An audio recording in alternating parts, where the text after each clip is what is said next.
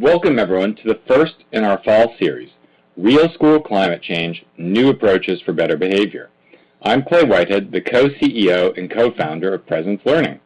We provide live, online speech therapy, occupational therapy, behavioral interventions, mental health services, and assessment services to school districts in 43 states, and are proud to sponsor this and the entire Sped Ahead series. Now, it's the third year we've had over 17,000 participants. Just absolutely amazing response here. Thank you for making this the most popular professional development destination for educators. In this new series, we'll be providing you with information and practical advice on how to address student behavior challenges. We've invited some of the world's leading experts to share their research and strategies and to help you create safe and positive learning environments for all students while providing them with the positive behavior support they need to flourish. Student behavior at school. It's been at the top of your list of concerns since we started our Top 10 Sped Ahead survey 3 years ago. You keep asking us for help on how to better deal with disruptive behavior. Here's why. School presents a real challenge for children with behavior issues. Students who have autism, ADD, or other disabilities need a lot of support and guidance, and administrators need new methods for creating a positive learning atmosphere. The need for school climate change is very real indeed. Behavior and how to get a grip on it is a gigantic topic for families and schools alike. Better behavior is increasingly seen as the fundamental condition to drive school climate change. We ultimately want the kind of behavior in our classrooms that make learning fun and engaging, and our schools a place where students and staff want to be. To kick off our fall series, we are going to look at the growing importance of data-driven decision-making as it relates to behavior. Very few of us actually use data day in, day out, but there is no doubt that the careful use of data helps us to make the best choices about interventions. Time and money are at stake, not to mention our sanity. That's why we invited the leading expert on this topic, Dr. Joe Ryan, to present his proven advice and show you tools for data-driven behavior evaluations. Let me give you some background about Joe. Dr. Joe Ryan is a professor of special education at Clemson University and the founder and executive director of Clemson Life, that is, Learning is for Everyone, a post-secondary education program for young adults with intellectual disabilities. He has taught students with emotional and behavioral disorders across a variety of educational settings, including resource and self-contained classrooms, special day schools, and a residential treatment center.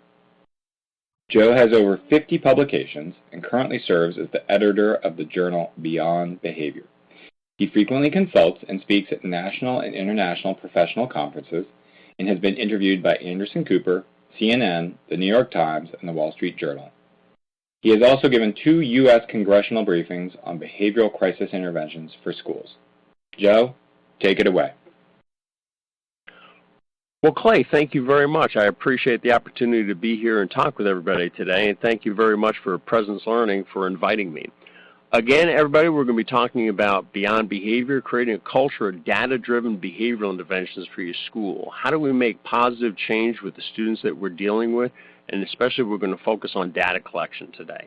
The best part that I love about working with behavior is I get to hear the very best stories, the most interesting ones out of a school they can ever have. Here's a couple of examples. One's disrupting the classroom, pretending to be the reborn Jesus and hitting another student with a Bible. These are the great stories I get to hear from teachers every day when they come up to me and they go, help, what can I do with this student? What can I do with little Johnny or little Jimmy, whoever it may be? And so we're going to talk about different interventions today on how to deal with behavior problems. So what we're going to cover today is why you need to be collecting data when you work on behavior change. We're going to talk a little bit about anecdotal reports, and this is understanding the causes or the functions of the problem behaviors that you're dealing with in schools. And we're going to talk about data collection and how to do it in a very easy way that whether the teachers, the school psychologists, administrators, or paraprofessionals can even use to collect permanent product, frequency, partial, whole interval, but just to collect to see how frequently the behavior is occurring. And then we're going to talk about how do you actually plot behavior change to demonstrate whether an intervention is being effective or not effective. Because again, Einstein's definition of insanity is repeating the same thing over and over again, hoping for a different result. If you're not collecting data and you can't show change, If it doesn't work for the last 10 or 15 times, what do you think the next intervention is going to make change with for the child? Let's go ahead and get started with the importance of collecting data for changing behavior. Most important, especially for special educator myself, is everybody's clearly understands that if you don't collect data and demonstrate what you've tried for interventions, the courts are going to say you haven't done anything. So let's go. First thing is, again, as for administrators and special educators, is to demonstrate that you actually been trying to implement different interventions to change little Johnny's behavior. More important, though, overall, is you want to establish a baseline. And a baseline, essence, is how frequently the behavior is currently occurring. And behavior, especially maladaptive behavior, the issue is many educators personalize it. So if little Johnny is becoming physically or verbally aggressive with the teacher, it's difficult to tell how frequent this behavior is because they're personalizing it. So even though a child's behavior may actually be getting better, and say, for instance, the child was spitting at a teacher or other staff, and he may be doing it 8 or 10 times, well, if you're still getting spit at, even if it's 2 or 3 times, they're still personalizing and going, the problem behavior still exists, where it's difficult. Once you collect data and establish a baseline, you can actually see the forest through the trees. You can actually see if an intervention is working effectively or not through plotting the data over time. So again, determining the success or failure of an intervention to see if the behavior is actually increasing, or prosocial behavior is increasing, or you're actually decreasing a maladaptive behavior. The other thing that's really important is while collecting data is it enables you to make data-based decisions, really sound decision-making in regards to how do you intervene with this. Is it an ecological setting? Is it working with the teacher? Is it working with the student? Or all of the above? When we observe behavior, what we're interested in is quantitative observation. In other words, is counting, being able to measure and observe how many times a behavior is specifically happening. Okay, so in other words, it could be either a prosocial behavior that you want to increase, such as greeting other peers and talking with other peers and how many times that happens, or it could be a maladaptive behavior, such as cussing or spitting or verbal aggression towards peers. The key to a target behavior is you want it to be extremely specific. One of the common difficulties that I have dealing with teachers, they come in and they go, well, Joey's off task. Well, what exactly is off task?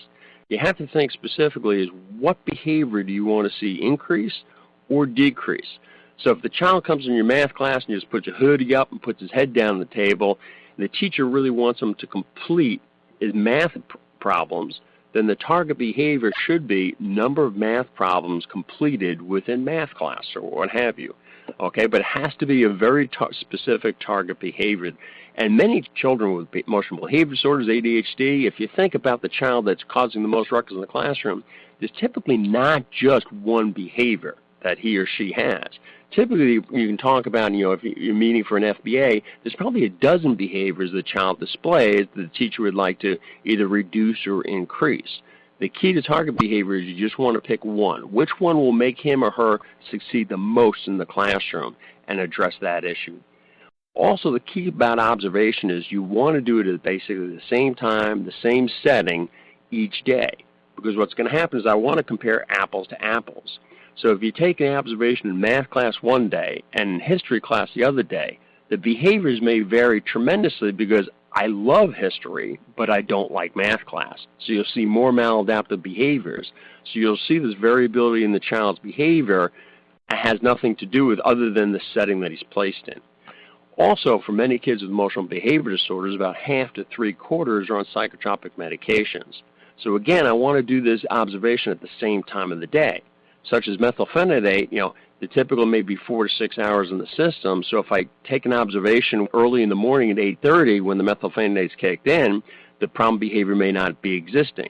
But then I do it again at lunchtime or 2 o'clock, I see a lot more maladaptive behaviors. You want to be consistent in the day and the times and observations and also the settings that you're observing the child in. Different types of observations. I had the pleasure of working from K to 12, and it's kind of neat. Each setting has its own uniqueness. But when I worked in the elementary school, I was one of the few males other than the janitor and administrator or so in the entire building. So when I'd walk in to observe a child in first grade or second grade, the whole class would go, "Ooh, who are you? You're tall." In other words, it's going to be what I call an obtrusive observation. the kids are not going to be acting in the normal behaviors for quite a while. So when you go to observe a child and you're new to the class, make sure you visit several times prior to doing the observations, because you're not going to get an authentic observation there, okay? So you're trying to make the observation as unobtrusive as possible there.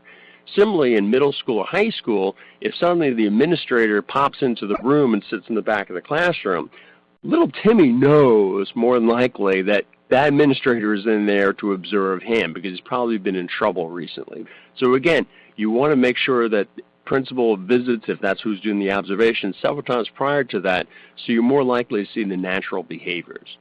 And then again, contrived versus naturalistic type settings. Anybody who's sat in IEP meetings or anything else has seen the school psychologist write up the report and say, Joey's been a wonderful, he tested well and everything else is, because for over half a century, we've known that children act very differently working one-on-one with adults than in group settings. So especially you're going to see a lot of the maladaptive behaviors, especially if they're gang involvement and everything else, is when you start talking with a young man or a woman or whatever in front of their peers, they're going to act very differently than if you pull them to another office and talk to them one-on-one. So again, you want to do the observations in as unobtrusive as possible and the most naturalistic environment to see the true behaviors come out. The types of behaviors that you'd be observing, and again, it depends. It could be pro-social or it could be negative. One of the most important ones, again, harmful or what we call self-injurious behaviors are very important, again, so for the safety of the students. It could be anywhere from headbanging. It could be for children with autism, biting, especially when they get stressed. A lot of them bite their fingers very hardly there. It could be, again, for autistic, as stereotypic rocking types of behavior. I run a post-secondary education program here at Clemson University for young adults with intellectual disabilities, and this is a behavior we deal with a lot with autism. Is we have what we call the CAT bus, our public bus systems in the morning, and they're packed with students waiting to get to the 9 o'clock class and everything else, standing room only. But if you look at one of my students who's doing the rocking stereotypical behavior in the background, he's got an empty seat on both sides of him. So we want to change that behavior so he can interact with peers much more readily, so he's not isolating himself from his peers. Infrequent or absent desirable behaviors. As many kids, if they're in a self-contained classroom there, whose behaviors are they modeling? Other kids who are in the self-contained, other kids with EBD, other kids with ADHD. So again, as many times what we want to do is teach social skills and observe to see if we can actually increase pro-social skills. And then other things that you'll see, especially with the ED population, is normal behavior that all of us demonstrate, but they'll do it in inappropriate context into teaching that. So again, to observe those types of behaviors. Selection of the behaviors of which one, again, as I discussed, is children with emotional behavior problems or with significant behavior problems will typically demonstrate more than one maladaptive behavior. So you've got to pick is which one are we going to address? Which one will help him or her succeed the most in the academic environment? And it could be the social significance, finding out what is most important to that individual themselves.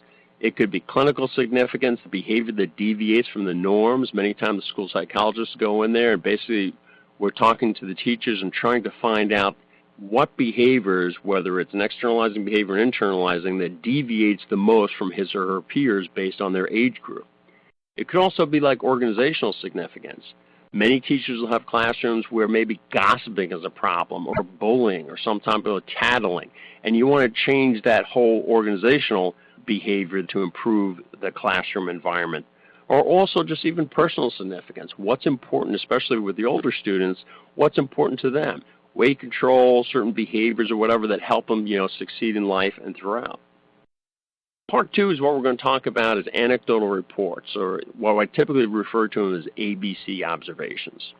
As an administrator, as a SPED supervisor, whoever you may be, if you're getting called down into a classroom, you're almost kind of like a police officer coming up on the traffic accident. Two cars that collide into each other there, and the police officer comes up and he takes the story from each of the drivers. You pretty much can picture it in your mind right now. Each driver is pointing the finger at the other person. So when you come into a classroom observation because Joey's having a rough day or whatever else and it's caused a problem there, and you talk to Joey and then you talk to the teacher, you're pretty much going to have the same story. You're going to have fingers pointing at each other. And so now what you have to do is find out is what really is going on in the classroom because you haven't been there to observe that. An anecdotal report helps to do that, helps you identify what we're going to talk about as the antecedents, what happens before the problem behavior occurs, and then the consequence or what's happening after the problem behavior occurs.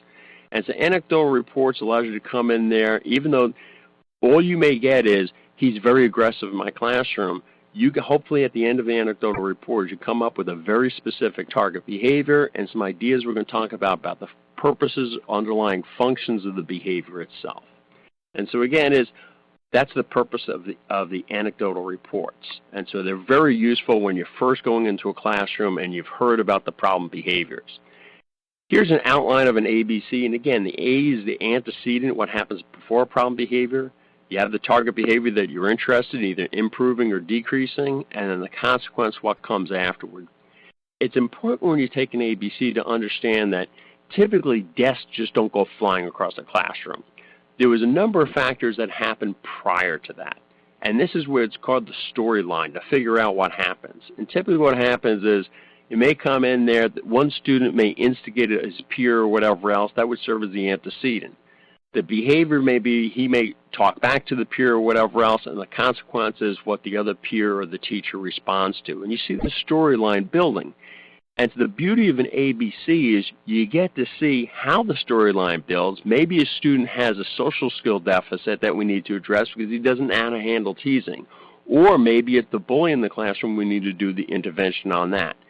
Also, what I like really about the ABCs is many times it's just not the student's part who's at fault. Many times it's how the teacher responds to that behavior, the consequence they do afterwards, that actually exacerbates the situation. So they have an opportunity to settle the student down, but because their unawareness of what's going on, their consequence may actually aggravate it. And other lessons I teach is a cycle of aggression is how to deal with the student as they're getting escalated is one of the things the teacher is important to do is provide choices to them, remind them of consequences that's coming up. And many times I'll go into a scene, I'll see personalities flare between a student and a teacher, especially in the older grades. And they'll be daring the student, will you just try that, young man? Well, that's not really a de-escalating type of strategy to do. And so you'll see it when you do an ABC things, it's like maybe we need to work with both the student and the teacher sometimes. But again, the ABCs gives you an understanding of that, of understanding the antecedents, and there may be very fast triggers. It may be that one student is doing a bullying of physical aggression, pulls on the backpack and starts off the instigation. Or there could be also slow triggers, and every one of us has slow triggers. Maybe we're sleep deprived. We didn't get much sleep the night before. We were working late. Many kids in high school work late jobs, so they're sleep deprived. Maybe you didn't get to food in the morning. All those slow triggers, so when a stressor in your life does happen, basically you respond inappropriately. And I think every one of us understands that. Again, advantages of the ABC. It helps you when you come into the classroom, you understand the gist of the problem. Somebody may be physically aggressive, verbally aggressive, or whatever it may be, but you get to get a very specific target behavior after the observation. You get to see how frequently the behavior occurs. The other key is you get to see the reinforcement of the behavior. In other words, as many times, many administrators out there, I'm sure you can set the watch by what time little Timmy shows up in your office after he's been kicked out of math class.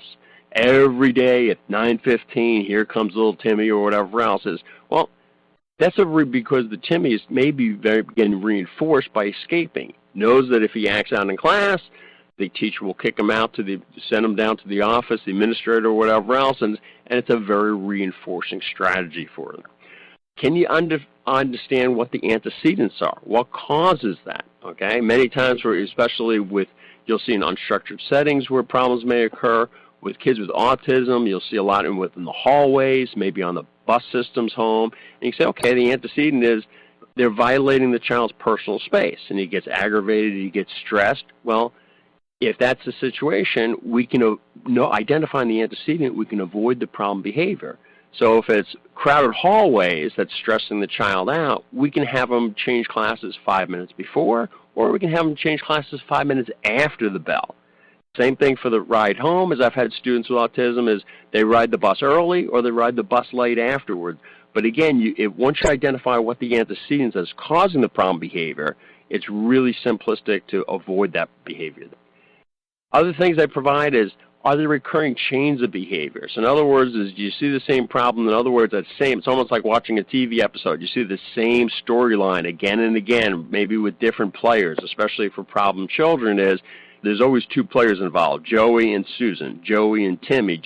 But you see that same player and you see that same storyline of how the other kids were interacting with them, so you get to identify those rather readily. And then, again, also, whose behavior needs to be modified? Yes, the child is displaying appropriate behaviors, but it also may be instigated oftentimes by the staff involved, especially if they're not trained in behavior management procedures. When you're doing the ABC, one of the main things that also is, besides the target behaviors, I'm trying to get basically my best guess of what the problem behavior or the function of the behavior is. Why is the child acting that way? Kids just don't act out maladaptive for no reason at all. Behavior serves a function for us, okay? And so this is where I came up with a little mnemonic here of California grapes for common reasons that kids will misbehave in your class. And we'll talk about each, from communication, avoidance, gratification, revenge, attention, acceptance, power, self-expression, and self-stimulation.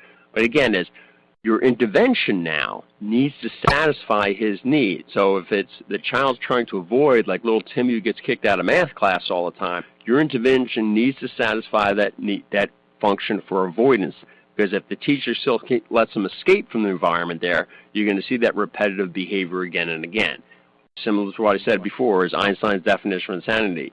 If the kid's still misbehaving for the last 2 weeks, if you kick him out, what do you think kicking him out of math class is going to change that behavior today? So the easiest one, especially for those for the earlier grades, is communication. I've been called many times in classrooms to, look at little Joey, little Susie, and everything else. We have serious behavior problems.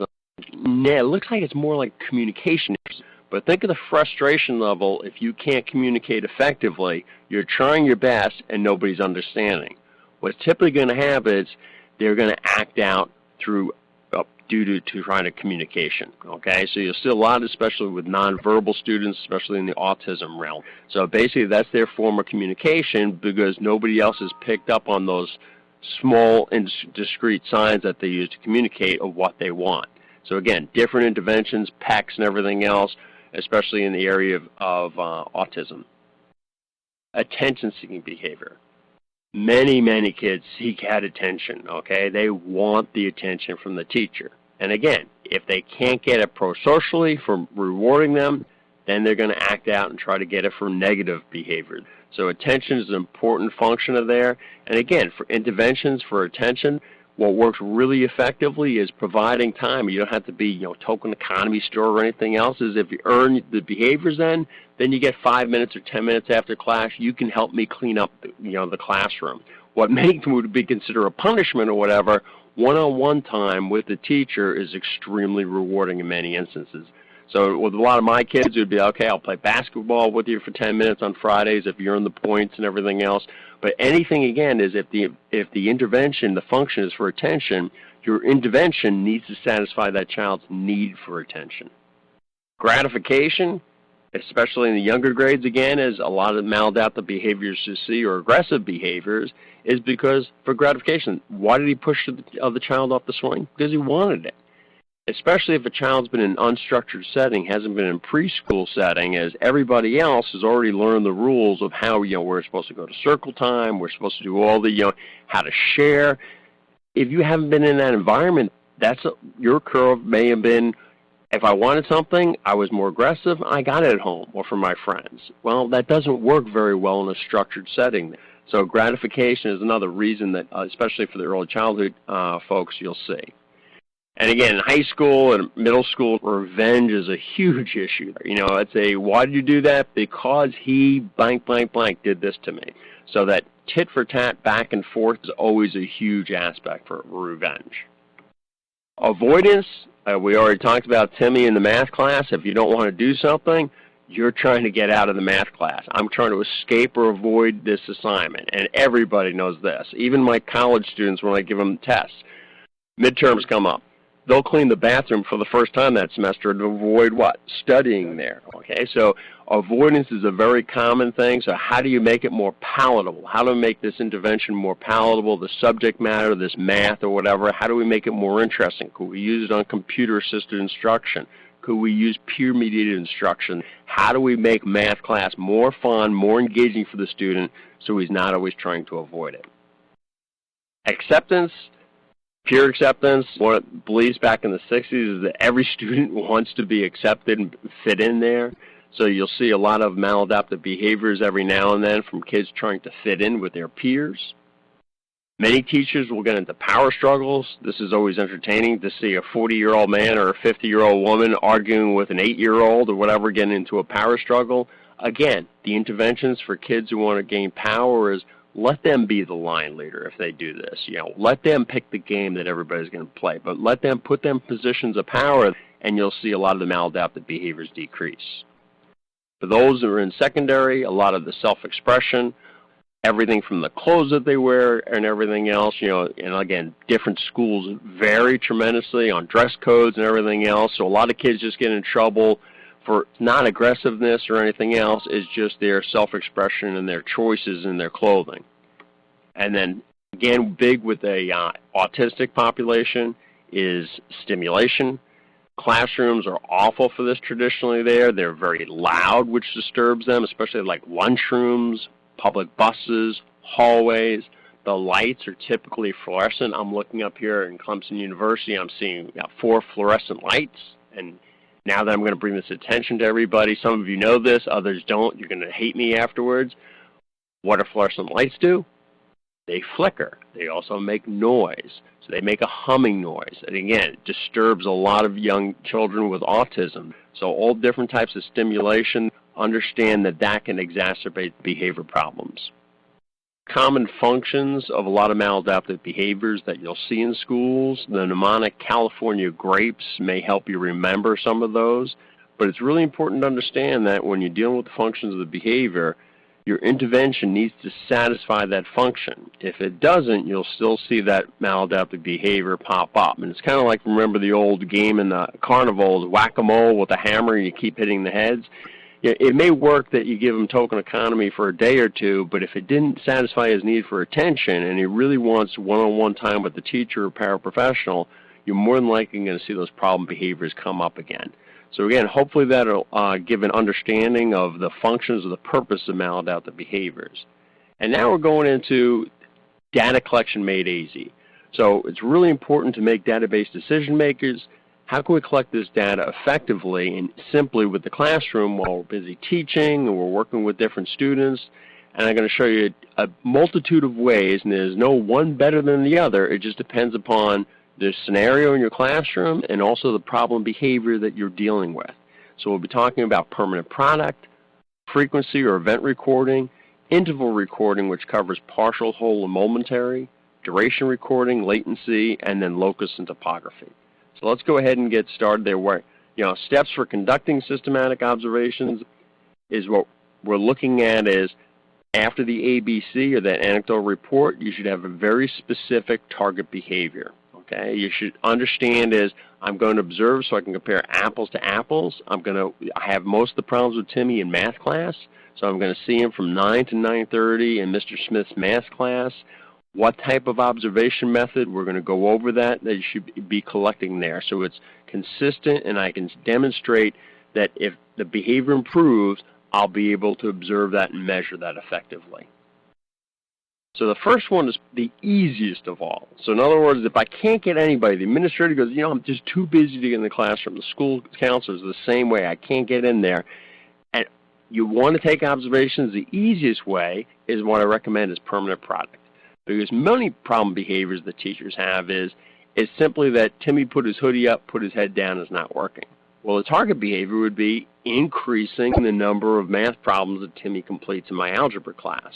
Well, the easiest way to do that, where I can still have my back to Timmy and not have to worry about having eyes on him whether he's working or not, is just at the end of class, I go, I gave you 15 problems, and I collect, and I go, well, you completed 0 today. Now I can collect that for several days, and I'll have my baseline of what his average level of performance is. I can do my intervention, And then all I do is at the end of the day, I don't have to look at him or anything else. I just pick up and I see how many problems. I go, wow, he completed 5. Good job today, Timmy. And we go from there. So permanent chronic is one of the easiest ways. The simple fact is I don't have to observe the student while I'm teaching. The negative side is it doesn't work well if the student's out in the classroom. For instance, many teachers, deduct points and affect grades if the child doesn't do homework.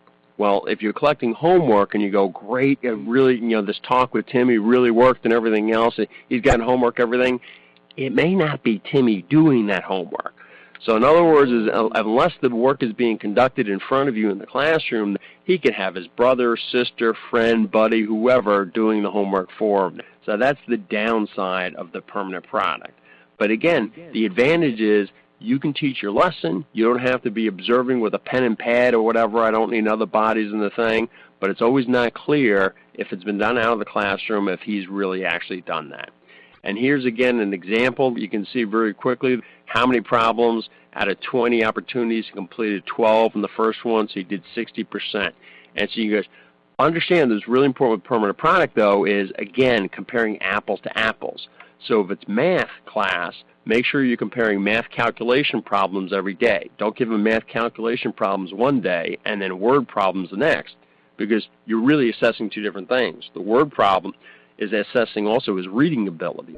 So make sure it's consistent on how you're assessing this, okay? But a permanent product is very simplistic to do, and just give me the percentage, and you just track the percentage of work that he's actually done in the classroom.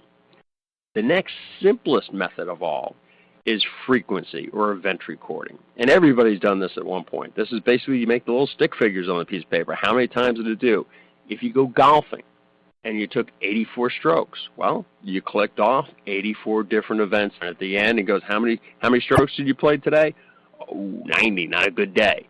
72, it was an awesome day. Wherever you may lie, whatever your handicap may be. So event recording, the key to it is it has to be a very distinct behavior with a distinct beginning and a distinct ending in which I can measure. For instance, not really good for, and I know you can't see me, but a lot of students have the tapping the pencil. I have a friend, another professor down the hallway. I call her Thumper. She's one of those foot tompers. She crosses her legs and she thumps, and the whole floor can get vibrating after a while. Not really good, because those behaviors you can't, it's difficult. It happens at too high of a frequency, you can't measure. Talking is also one that you probably wouldn't want to use it for, because when kids are talking, you're like, hey, did you see the movie last night? Oh, it was great. And did you see the, well, where does it begin? Where does it end? So for frequency types behavior, I want a very distinct beginning and a very distinct ending period for that. And it could be cursing or something along those lines, as long as it's not one of those kids that uses it for an adjective, verb, and a noun 8 times within each sentence. But it could be something like verbal aggression towards peers, physical aggression towards peers. Again, a clear beginning and a clear ending. Advantages is very easy to implement. We've done that for a long time. But again, doesn't work really well for high rates of behaviors.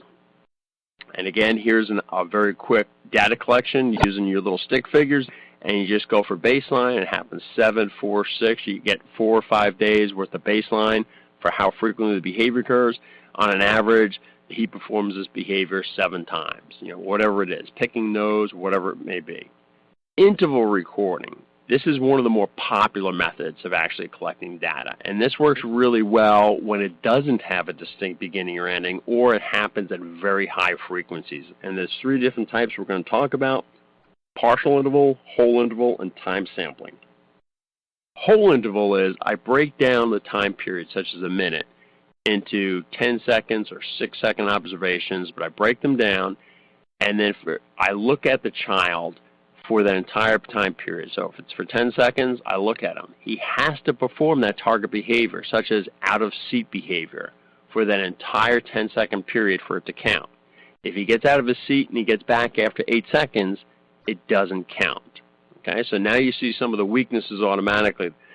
It gives a very good of percentage of time that somebody happens, because say out-of-seat behavior, Timmy gets out of his seat, but he never sits back down again the rest of the class. At the end of the class, if I use frequency tally, he only got out of his seat once. So I go, well, that's not going to work very well, so let's try the interval.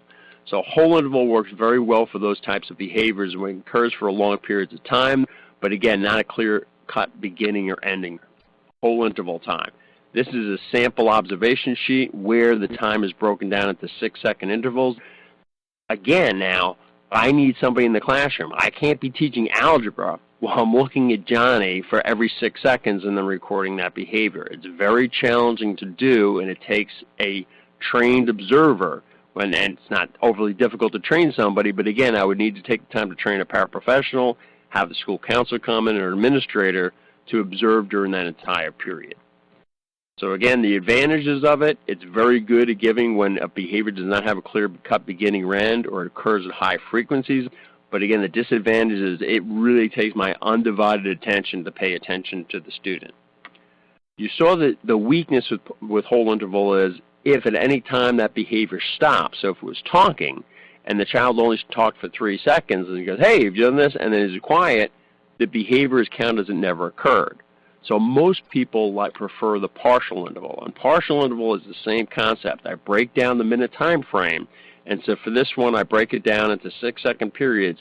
If that target behavior occurs at all, even for a second, then you say it occurs during that. Okay? So in other words, if it's a pro-social behavior or whatever else, I want niceties for the thing, or if it's cursing, at any time he curses, I go ahead and mark it as the behavior occurs. And then basically, 3 out of 10 or 30% of the time, the behavior was occurred in my classroom.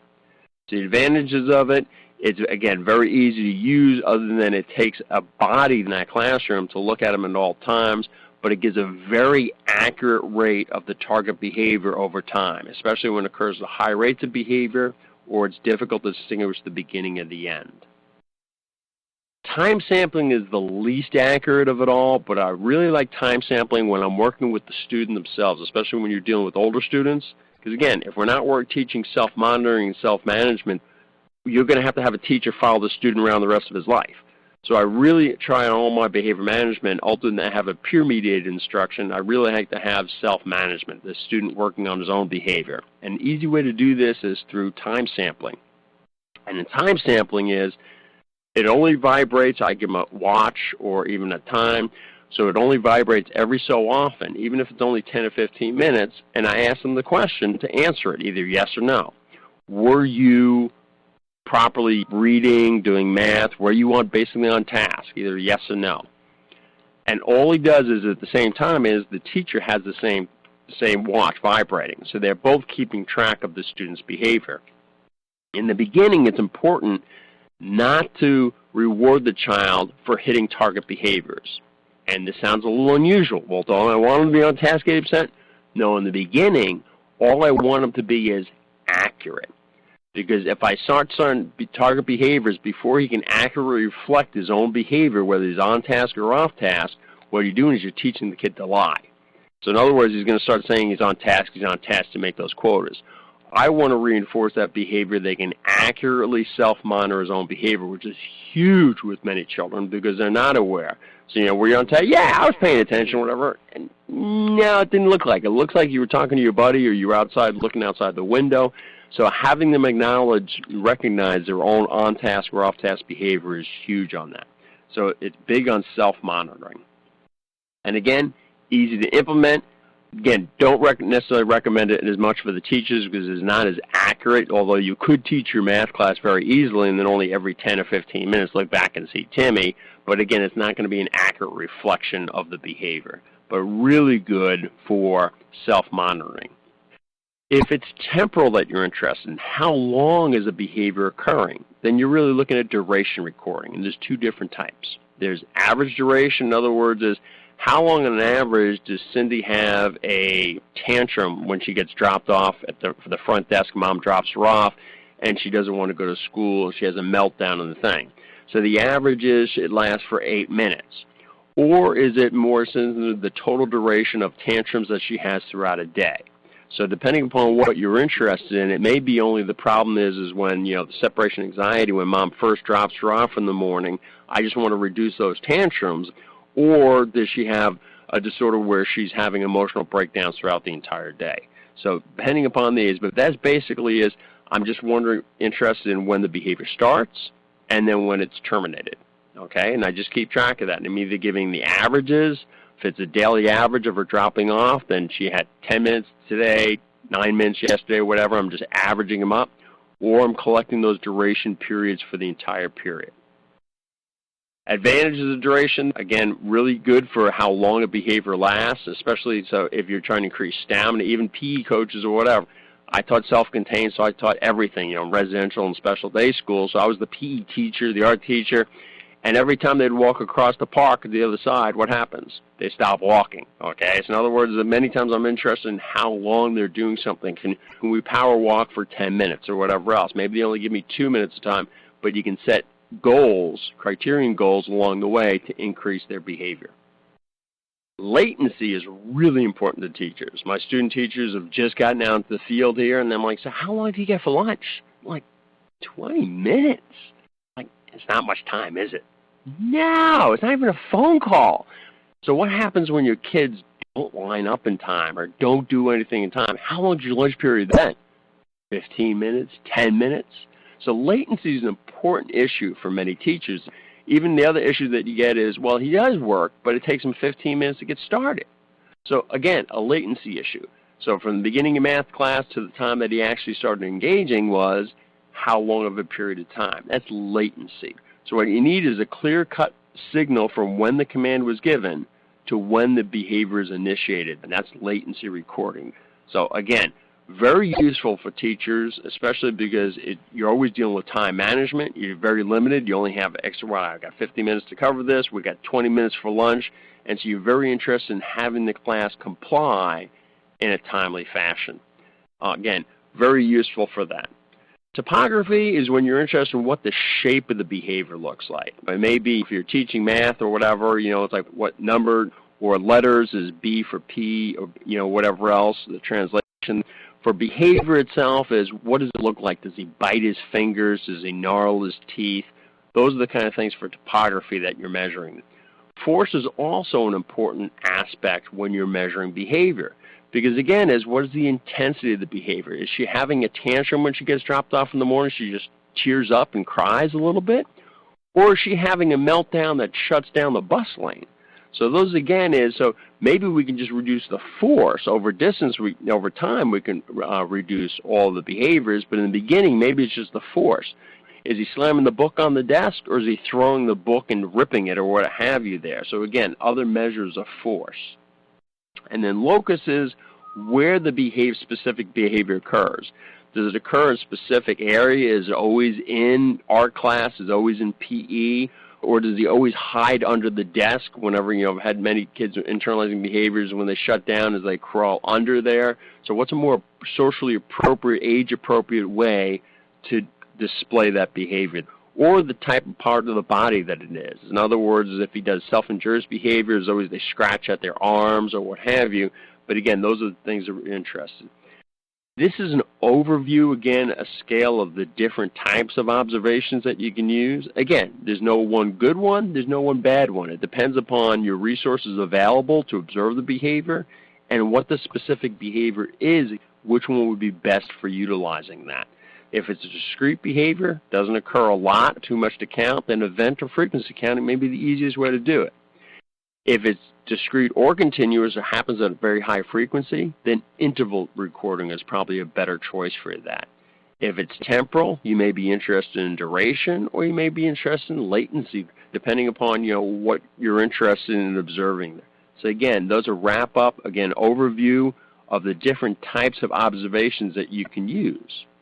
And now we'll go into the final portion of the presentation, which is, now that we're collecting the data, how do we plot it and to demonstrate the efficacy of an intervention? Is it working? Is it not working?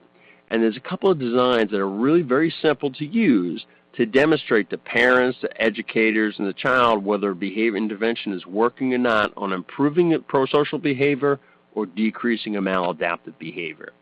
And when we're talking about A-B design, reversal, changing conditions, changing criterion, multiple baseline, and alternating treatment. And again, no one great one. Based on what you're attempting to do, some will work much better for you than others. The simplest one that most of you in the schools today have implemented for FBAs and everything else is actually the A-B design. And A-B design means A is the baseline phase and B is your intervention. And so I'm just establishing a baseline for how frequently behavior occurs, figure out what the function of the behavior is, attention seeking, whatever else, come with an intervention and go, okay, if you do this or whatever, you're going to have some time after class with the paraprofessional helping them clean up or one-on-one, and you see if that's going to be an effective intervention, and you collect the data in the B phase. While most schools use it as part of an FBA, understand it's a very poor design and it's impossible to establish a functional relationship using this, even though this is one that most schools, because once the behavior goes down, most schools are happy. But at the same time you can't establish a functional relationship. And let me just show you here is, here the graph is the baseline phase for calling out. He averages 8 call-outs per the class. You do an intervention, and you see it's effectively decreased over time. Looks beautifully, but it could be for any other reason other than that. It could have been that even though you thought it was your intervention, at that same time, maybe something else happened at home that mom said, hey, I'd buy you that bike if your behavior improves. If it's an academic intervention, it could have been the kid got enrolled in Sylvan Learning Center. It could have been 100 different things that caused that behavior change. And that's why an A-B design cannot demonstrate a functional relationship. But again, it's very simple, and as long as the behavior changes, most schools are more than happy with that. If you really want to determine a functional relationship, what you have to do is one of the other designs that are a little bit more advanced, and the most basic is the reversal design. It's basically just a series of the A-B. What you're doing is I took the baseline, I did an intervention, I pulled the intervention away to see if the behavior recurs, and then I go back to doing the intervention again. And when you should see the behaviors jump back and forth, and that will establish a functional relationship. And I'll show you on this. This is one of my life students we did a study on with my doc students. 45 IQ, time meant absolutely nothing to her. So she was always late from work, leaving from work. And so what we did was very quickly, if you see the scale on the vertical scale, it's the minutes that she was late for class coming from work. And at 15, we called it a ceiling effect. And we had our boss go up and say, Jill, you need to go to class. You got to go. And then what we did was we gave her a vibrating watch with a little message that says, go to class, go to work. And we could program in over 20 different messages during the time of the day. So we gave her the watch, and guess what happened? She went from the ceiling, having to be told by her employer to go there, to she was on time every single time. And then we took the watch away. So that's the reversal stage. The first day it didn't move because she kept going up to the supervisor, go, is it time yet? Is it time yet? Is it time yet? But she completely forgot it by the second day, and she was back to being late all the time. And then we gave her the watch again, and she's on time every single time. That's essentially the ABAB reversal design. Very simplistic. Now, understand that some behaviors can't be unlearned. So if you're teaching a skill, if the kid did not know the skill, such as riding a bicycle, and then you give him instruction, you're going to see the behavior improve. Just because you pull instruction doesn't mean that the kid's going to unlearn everything he did. So some behaviors, if they're self-reinforcing or the child just incorporated in the repertoire, will not reverse. So understand that it's not always applicable. An alteration of the reversal design is sometimes you have Timmy who's never, ever, ever done homework in math class. Never. Well, I don't need to waste a week's time to see if Timmy's going to do homework, because if he's already at a ceiling or a floor effect, I'll just do a BAB. I'll go right into the intervention. And I'll see if he does homework, and then I'll pull that intervention, and then I'll go for the baseline, and then I'll give it back again. So if a child is already what's called a floor or ceiling effect, he already does it completely all 100% of the time, or he never does it, rather than doing the ABAB, you can just do the variation of a BAB design. Another really popular design is a change in conditions. And many of you have probably done this without recognizing it, because you started out as an AB design. You took the baseline, how long the behavior occurs, you did the intervention, but the intervention didn't work. Well, do we just give up on Joey? No. We come up with a second intervention, and that's what called the change in conditions, or an ABC design. Sometimes, and here's an example of it, sometimes you have at the meetings, the IP meetings or whatever at the FBA, and you go, there's two good ideas. The parents got a great idea, and the administrator's got a great idea. Which one's better? Well, let's try them both. So you do his baseline for a week, and then you try the B intervention for a week, and then you try the C intervention the next week, and then a B. And after basically the end of the month, you realize, hey, B is looking much more effective than the C intervention. So we'll just implement the B. So that's a changing conditions design. Another one that's more appropriate for changing behavior is called changing criterion. Because regardless of how much a teacher wants the child's behavior to change tomorrow, the realistic is we shape behavior over time. So if a child is always calling out in class and never raising the hand whatsoever then, well, even when you come up with the best intervention at all, it's not going to go from he calls out 15 times in class to tomorrow he's going to call it to 0. What's going to happen is, even if he really wants the intervention and everything else, he's still going to just call out. He may raise his hand, but he's going to call out simultaneously at the same time. So what really is going to happen is you're probably going to go from 15 to 10 to 5 to 0. So you're going to change slowly over time. That's really how we change behavior. And this is an example of that. You can look at behaviors trying to reduce it, and you set different goals for the child, and you keep lowering it to a level that's acceptable. Now, if you're really advanced in this one and you want to establish a functional relationship, you sometimes have to shift and set the criterion a little bit easier. And so you'll see the third goal stage, what it actually is, they raised the criteria for the student, and what you'll see is if the student changes that, you've established a functional relationship. Now let me give you an example so this makes sense. Weight loss. If you're trying to get weight loss and an individual comes in and he's 250 pounds and you want to get him or her down to 180 pounds, we'll pick on him. What we'll do is we'll set incremental goals each week on reducing that. And so he'll go from 250 to 240 to 230.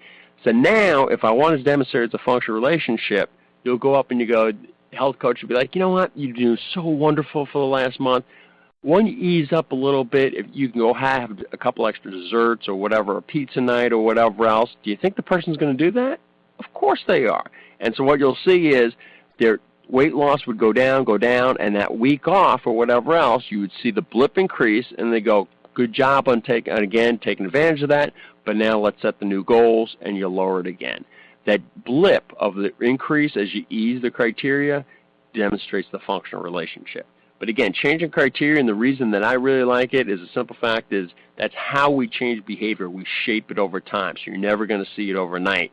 Now, how do you set those goals? There's multiple ways to do that. The best way is really professional estimate, and as I give number 4 on the rationale. But again, there's different criteria. You can say if there's a variability, a pattern of, say he gets between a 60 and 100 on his tests, well, let's set the goal for what the minimum criteria is. We know he's capable of 60, set the first goal at 60, and then we'll set it at 70, and then we'll set it at 80. Does that make sense? So again, different ways to do that, to shape that over time. Another popular one, we talked about how many kids have multiple problem behaviors. It is not just the one behavior that the student, if he corrects, was going to be wonderful. So multiple baseline, and we can do this against subjects, settings, or behaviors. So we work with Joey first on his cussing, and we just collect on that. And then the second intervention that we do is another problem behavior, spitting. And then the third one is verbal aggression. So we work on it 3 different ways. We could also do it across, maybe we have 3 students that display the same problem behaviors. We'll address the first one with student A, and then student B, and then student C. Or we could do with the one student, maybe he's in 3 different classes, in math, English, and history. So we intervene with math first, and then we do English, and then we do history. And let me show you how this looks like here with this design. So we collect baseline on his performance and the behavior. And this is one child with 3 behaviors. So we collect on all 3 behaviors, spitting, aggression, whatever it is that you're monitoring, but we only implement it with one behavior first. Once it demonstrates efficacy, to be effective with that first behavior, then we implement it with the second behavior, which is on the second chart. And then when it demonstrates to be efficacious with that one, then we move to the third one. The benefit of this one that I really like is, say for instance, I have a student that's being included in 3 different classrooms in high school. So he's got math, English, and history. So the math teacher is very difficult to work with. The other teachers are okay to work with. Maybe one was a special ed and they're wonderful to work with. Well, the first person, I don't want to go to all 3 teachers and implement this when I'm not even sure if it's going to work. So I'll go with the teacher that I work the best with, and I'll go, obviously you know Timmy, you know the behaviors that we're dealing with, would you be willing to do this intervention? She buys into it. If it proves efficacious, now I go to the second teacher and I go, look, it already worked wonderful over in math class. Would you be willing to do it in your English class? Now it works in English class. Now I go to the most challenging teacher that I work with, who doesn't want him in the class, and I go, look, you know this behavior is causing problems in your class. It's worked in both math. It's worked in both English. Would you like to try it in your class? Much better buy-in from the teacher on that aspect. That's multiple baseline. And then the last one, this is more advanced thing, is the alternating treatment design.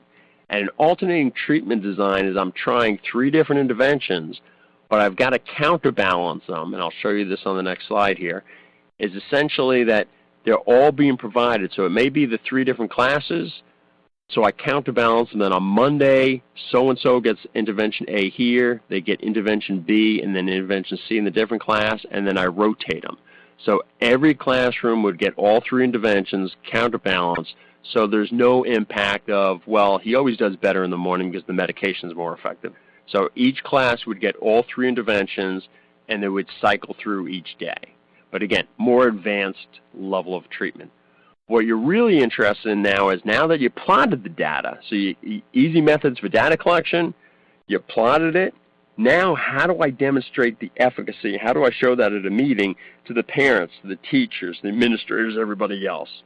Well, the most common method is just to look at the means, okay? Well, he went from calling out 30% of the time to 0% of the time. His grades went up from, a 60% average to an 80% average. That's a change in means, okay? Very simplistic. But many times that doesn't work because, for instance, means doesn't tell the whole story many times. Say the child got before the intervention had 100, an 80, a 60, a 40, a 20, and a 0 on his test scores. And then you do the intervention, and he went from a 0 to a 20 to a 40, 60, 80 to 100. Well, if you compared just means, it would still be a 50% average on the baseline and a 50% average on the end. But when you look in reality, it's a very different story. He's failing out of school in the baseline, and he's going to honor society here during the intervention stage. So there's other things we look at. And that one was the change in trend. So in other words, is the trend line. Was he failing out of school and now he's going up to success? That's a huge thing to look at. Another thing we like to look at is the change in level. And that's typically the first what happens right after an intervention takes place. Is there a large gain? The larger the gain for prosocial behaviors or the larger the drop in maladaptive behaviors, the more effective the intervention. And then last thing also look at, because many kids with disabilities is just the variability is very high. They get hundreds, but they also get zeros and tens. But if I'm getting 100 and a 0 or an 80 and a 40, I'm still failing my course. So maybe it's just getting a tighter pattern in what his performance is. So if I can get him, if he was normally from an 80 to a 20, and getting his math scores, and I can get him from an 80 to a 60, well, by golly, the kid can get a C at the end of the course as opposed to failing. So just tightening the variability is a huge success factor.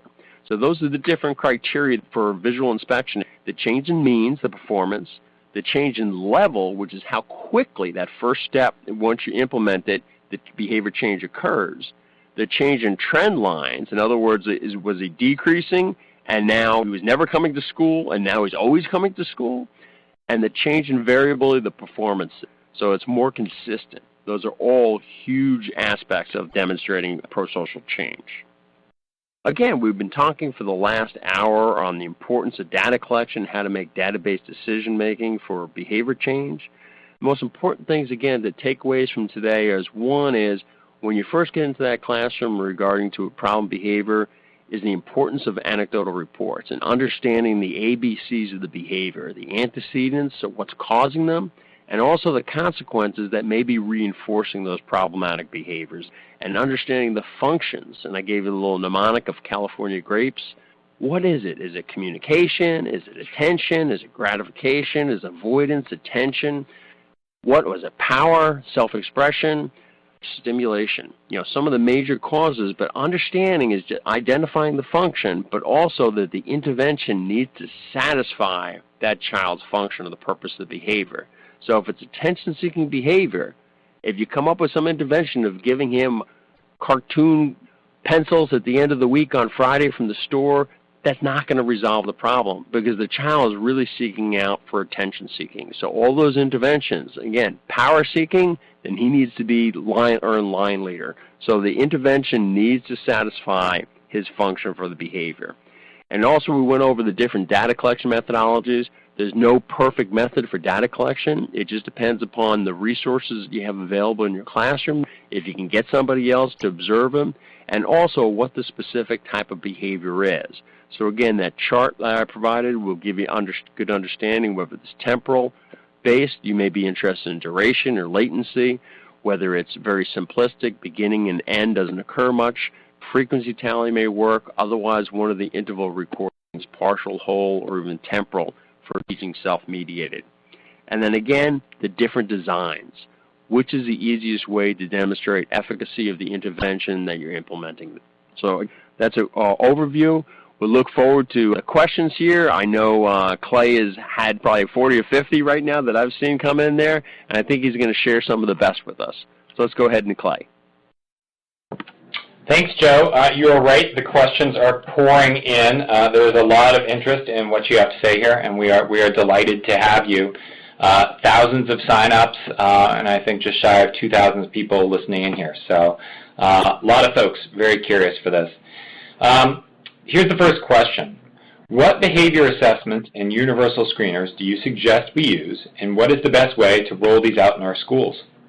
Oh, that's a great question. I personally am fond of what's called a systematic screening for behavior disorders, commonly referred to SSBD.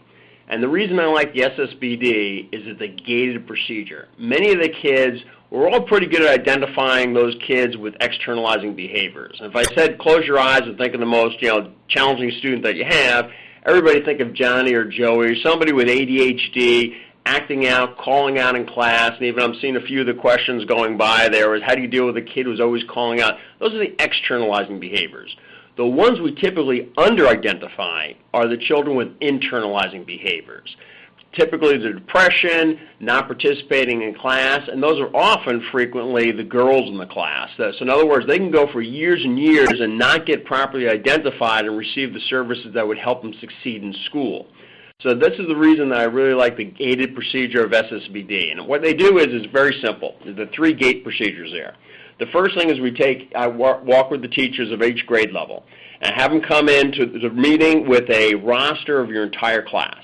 And it asks you, it's a very simple procedure. I'm going to describe what internalizing behaviors are, head down, not talking with others, what externalizing behaviors are, acting out, physical aggression, verbal aggression. And I'm going to say, everybody now create 2 lists of internalizers and externalizers. Every single student that you have in your class has to go into one of those columns. And they go, but Timmy's perfect. He's school president. I don't care. Which behavior does he, even though he's president of the student body and everything else, is he an internalizer or externalizer? And that's all you have to do is just group them into those 2 categories. And that's the first gate. So it helps identify those challenging ones that go unidentified, especially those that have internalizing behaviors. Then the second gate is, now I ask you to rank it.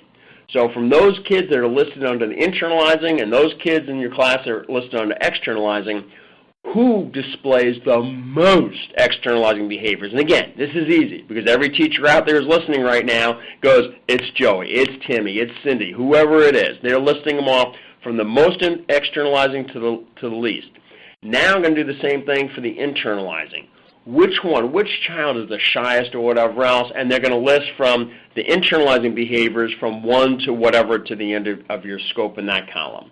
And now what you're going to do is the top 3 people who come up there are basically going to fill out a check sheet, and it's going to see, ask questions about what types of behaviors, to what extent do they display these types of behaviors, and it's going to see if the child's clinically significant in either externalizing or internalizing.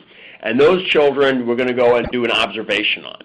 So it's a very effective method for screening every child in the school and not waiting for, basically the fire to flare up, so you're always, running with the fire extinguisher. This way you're identifying all those children who display externalizing behaviors and all those who display internalizing behaviors, and we can provide service to them before it exacerbates and they start failing in school. Great question. So, Joe, this next question ties into the resource sheet that we sent out, and folks want to know what computer-based programs or tools can you recommend that I can use to confidentially keep track of behavioral data? Yeah, and again, I sent a resource thing that everybody should have access to, and again, I'm not promoting one or the other, and it's so simplistic these days. Even in the Clemson Life program, I work with a computer college here, and they develop applications just for my Clemson Life students. So it's so simple now that you can even reach out to your local colleges here if they have a programming department in their computer, and they will develop apps because the students need that as part of their work assignments. So, but again, I list everything from some of the more popular ones of Class Dojo, Behavior Pro, all the way. I also included, because I received a question on what can we do for school-wide, and I have several of the different programs out there that are available, commercial programs. But again, don't hesitate to reach out to your local schools, especially if they have a computer programming thing, because they're looking for programs to develop, and it's pretty simple because just everyone, especially my life students, everyone has a smartphone. And you can develop those programs very on the cheap there for whatever your needs are for tracking, for either at the school level or on the classroom level itself. And hopefully, again, go ahead to that resource page and review that, and they have links there for everybody, and also the cost factor. That's right. That resource page is fantastic. Thank you for that. Here's another question I thought was interesting. Given that maladaptive behaviors are sometimes enabled at home, how does a clinician approach intervention with this as the backdrop, and how do we get parents and families on board? And again, ever since I've been in the teaching field, this has been a challenging issue there. And it's actually pretty simple in many respects because we've all done this before. Think back of when we were in high school. Did you act differently in certain classrooms than you did in others? Did you have your favorite teacher that you were an angel in? And did you have another teacher maybe that you were less than best behavior in? What children will end up doing is discriminate between the environments. So you'll know darn well when you go into Mrs. Smith's class that you're not allowed to have your phones out, that you're not allowed to do this or whatever else because these are the rules. Kids know the same thing for the parents. I can act in front of my mother, but I can't do this behavior in front of my father or vice versa there. So one of the things is, unfortunately, is kids will learn to discriminate. So one is keep promoting the pro-social behaviors and the behavior management rules that you have set in place. Now, to address the second part of the question is, how do you get parents who are not on board to change? Well, there's a couple of different strategies for that. And the ones that I've used fairly successfully, again, I won't say completely successfully because I can't force a parent to do anything, though, but I can say what we've had success when. I want to share some of the behavioral strategies with you, and there's some great parent training programs already out there. And some of the more common ones are the Patterson Parent Training Program, and also Russell Barkley has a series of parent training programs, Managing the Defiant Children and Understanding the Defiant Child.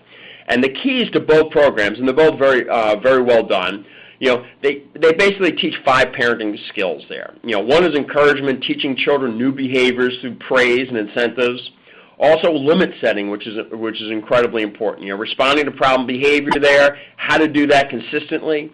Monitoring supervision, how to monitor. What we've basically gone over today is behavior tracking there, how to do that.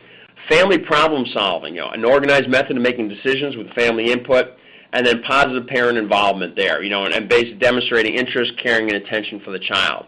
But the tapes are very good. They're you can be loaned from the school psychologist or the administrator or the teacher or the ED teacher or whoever is at your school there. But basically it's the same strategies of applied behavior analysis, of positive reinforcement, shaping behavior, consistency, everything that we work on good behavior management in the school, it shows you how to do that basically with real families, and it shares with families who've had success in implementing it. And they're very good stories, dialogues to go around that parents can go without basically inundating them and feeling like you're encroaching upon their responsibilities in the family. So I found the tapes, the Patterson and the Russell Barkley parent training tapes very worthwhile. So it's difficult to zero in on a specific maladaptive behavior when everyone believes it's attention-seeking. How can you prove if there's something else going on? Yeah, and again, that's a great question. I'm going to refer back to those anecdotal reports of those ABC observations. And many people, again, is understanding as many behaviors do serve multiple behaviors, especially for those low-functioning and nonverbal. But the ABC observations, and using, again, that mnemonic of California grapes, is you can start to see the storyline, and sometimes this behavior may see, again, on that last column on the ABC chart is where you basically are saying, you're giving your professional opinion of what you believe the function of that behavior was.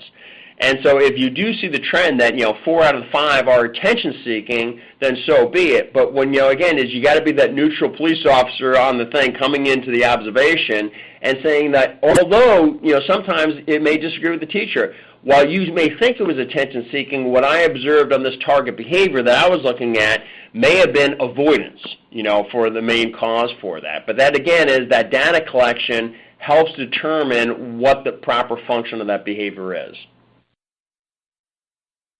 That's really helpful. Another listener asks, how can we best help students with aggressive and violent behavior so that the other people in that environment do not get hurt? That's a critical question there, and that's really important, especially for those who are dealing with emotional behavior disorders. So again, one that I recommend is that staff get trained in a crisis de-escalation training program. Now, I'm going to caveat that, and I've got a couple of references there. I wrote basically almost like a consumer report guide for different training programs because there's over 20 across the nation right now. Some are good. Some I wouldn't send my teacher candidates through. So again, it's based on the different strategies. So we wrote that. It was published in 2010 under Teaching Exceptional Children. The title is A Review of Crisis Intervention Training Programs, and we're currently working with colleagues. We're going to have another one out here in January because there's new companies been added to that. But the crisis intervention, don't think of it as restraint training. But this is, unfortunately, many people do, is because that's where you go to learn how to do restraints. The most important part of those training programs is actually the de-escalation component. And it covers the cycle of aggression. And how staff, and I touched upon this earlier, is sometimes when you go in to see the problem child behavior in the classroom there, it's actually being exacerbated by the staff because they don't know how to respond appropriately when a child's going through the cycle of aggression. And we all do. And so, in other words, every one of us has been mad at some point in our life, and you've gone through the cycle. There was a trigger point, something that agitated you. You went home and got accelerated, and continue to escalate until you have a peak, some type of outburst. It could be a fit, a tantrum. It could be violence, physical aggression, what have you.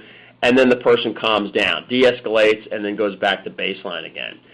How a staff member should respond based on where a child is varies depending upon that cycle of aggression.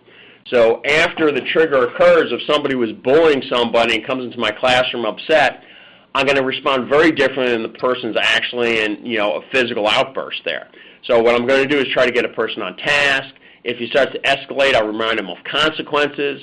But if a person gets to the point where he's escalating, your goal is no longer to counsel an individual because they're escalated. What your goal is for the safety of everybody else, the student, the other students, and the staff members. Well, the problem with most administrators have is after the fight broke out and they bring the kids to the office, there's typically a second fight because administrators are really busy and they're trying to well, I got to see Joey and Timmy right now about this fight. Well, if they haven't de-escalated, don't even attempt to process with them yet. Because what you want to do is you wait for them as almost an area of depression once they realize they're in trouble and they're vulnerable to be talked to. That's the point where we come up with a game plan of, because there is going to be another trigger future on, what are we going to do next time that's different from this one? Because the choices you made this time had a very poor outcome. Okay, so what are we going to do when Timmy instigates you or whatever else? What are your choices next time that you're going to follow through on? That's the time to process. If you start trying to process with them when they're still de-escalating, you risk sending them up to a second aggression peak cycle there. So understanding that cycle of aggression, and that's an entire lecture in itself. That's really a day and a half training session, and there's a lot of training programs, but I'd refer everybody to the article that I wrote on that, a review of crisis intervention training programs. But highly recommend staff get trained in that. Great. Another listener asks, it is so difficult to balance meeting resource and collaboration minutes with trying to observe student behaviors and work with their classroom teachers to come up with plans to solve behavior problems. What suggestions can you offer for making this process easier? What is the most efficient way to track these behaviors? Yeah, and again, it's always challenging. We're always short of staff. In any school that I'll ever walk into, is the first thing is overworked and understaffed. So how do we make this observation, as simple as possible? And I touched upon that one, is really, teaching self-monitoring is a critical component there. So teaching self-management strategies to the students and teaching them how to self-monitor. So basically the time spent could be, my time with the child is teaching him how to do this procedure, and then I'm just double checking up on his process and how accurate he is as we go along. So that's the simplest way, because I can go back to teaching my algebra, my geography, whatever class that I'm teaching, art, and I don't have to worry about going over, other than momentary time sampling every 10 minutes or whenever my watch vibrates. I look over to see if he's on task or not. I make my mark, and then I go back and the next opportunity time during my lesson, and I check to see what our accuracy is, our reliability. How can a special education teacher write measurable goals that can be documented by the general educator when there is no additional adult support? It's a hard one. Yeah, I'm not sure if I'm completely tracking that question, but the way I'm looking at it and the way I read that to answer is understanding that target behaviors need to be two things, very specific, measurable, and observable there. So in other words so how easy is it to do that so we both come in? So in other words, if I were to take two observers, so Clay, if you and I were to go in back of our classroom and we were to look at the student and that we're both given the target behaviors, we could both come out at the end of the class with the same accurate count of it. How many times that nose-picking behavior occurred, how many times that physical aggression occurred, whatever the target behavior of interest, but it has to be so specific, observable, and measurable that we both agree there of when it occurred and when it did not occur. Okay. What advice can you provide on collecting data on nonverbal students and how we know what is setting off their behaviors? Maureen Conroy is an expert on this. Her specialty is at the University of Florida, deals with autism, early children, and especially nonverbal. And she's adapted a variation of the FBA, Functional Behavior Assessment, specifically for children with autism because their functions differ from the general population there. So hers is she sets up scenarios in which the functions, predominantly she believes either to obtain something, to escape something, or for self-stim. So based on those three functions in the behavior, she sets up scenarios to see when the behavior occurs and doesn't occur. So she'll create the same scenario and she'll run different iterations of it where there's no demands placed on the student, and if the student still displays aggression or anything else, well then it's a self-stim type behavior. She'll create scenarios, the same scenario where, in other words, if it's a highly desirable item, if you wanted a teddy bear, tiger, or whatever it was, in other words, it's out of reach, how can he do that? So it's, and suddenly if the behavior occurs because you can't get access to it, then it's to obtain something, and then she'll create a situation in which a demand is placed upon the child. And again, if the behavior occurs and they remove the demand and the behavior goes away, then basically the function is to escape. So again, but Maureen Conroy from the University of Florida has a variation of functional behavior assessment procedures for nonverbal and autistic students. It's great work. I had never actually heard of that, so I'm glad that you shared that. Do the techniques you've described work with students at any grade level? What's the earliest grade level when we could start using these data collection methods? Would it work in a pre-K setting? Yes, and yes. There is no limit in regards to this. You can use it I've consulted with teachers for with creepers, kids that are just going from the sitting to the standing stage because the biting is a huge issue in regards to that. But again, what is the function of the behavior? Is it because the ecological environment, you had kids who were able to walk and other kids who were not, and they were violating their personal space, so they were going in there, and the kid's only defense was to bite. So you can record behaviors regardless of the age group. And again, I've worked from K to 12. I've had the opportunity, and now even running a post-secondary program here. We use it at every grade level imaginable.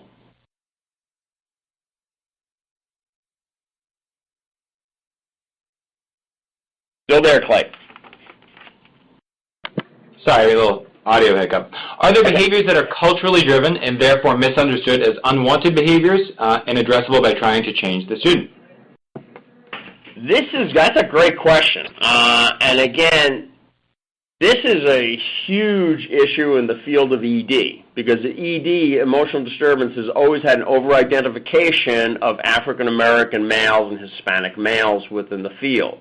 And if you look at our teacher population, 3/4 are Caucasian females.